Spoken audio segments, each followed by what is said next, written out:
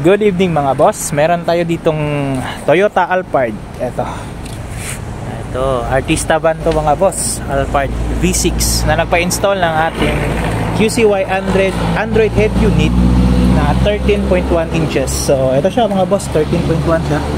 Napakalaki nito mga boss. So fit na fit siya para sa mga Toyota Alphard. Ayan, may bracket siya nalagay with 360 camera yan mga boss ha. So ito siya, 13.1 Android car navigation. Check natin yung loob. Napaka-smooth nito mga boss. Pakita ko nyo. So pakita ko muna yung ano. Ito siya mga boss oh. Napakaganda. O yan. So as you can see mga boss, ito yung kuha ng kanyang 360 camera, yung highlight natin. Yan yo. Parang TV sa laki. Tapos yung kuha ng camera niya, yan yo. Napakalinaw. Ito yung sa rear. Ito medyo nagre-reflect lang yung ilaw ng gasolinan sa likod. Ito yung sa side niya. Yan. And then another side. So nababara ito, click nyo lang, yan. And then ito yung sa both sides niya. So easy navigation lang. Then connected din siya sa signal light.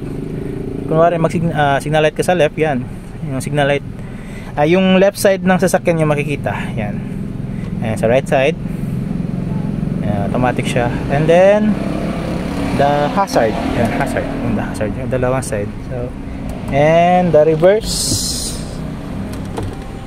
automatic yan mga boss. So napaka-smooth mga boss oh. Smooth yan mga boss. Android head unit, 13.1 inches. So pakita ko yung stock ng Toyota Alphard. So, napakamahal na sasakyan na to, pero yung stock niya is ito yung stock niya. Makaluma pa rin mga boss. Di siya touchscreen, hindi din siya Android. So nag-decide yan ng client na magpa-upgrade ng kanyang head unit. Ito 13.1 inches, sagad na sagad. Ito yung bracket natin mga boss. So fit na fit yan mga boss, di yan mahuhulog. Hindi yun natatabunan yung aircon. Ito sa gilid lang. So yan mga boss oh. Poging pogi. Yan. So meron ting voice command to. So play music. Yan, automatic yan. Close music. Mute ko lang baka makapirate tayo eh. Ayan mga boss, napakaganda.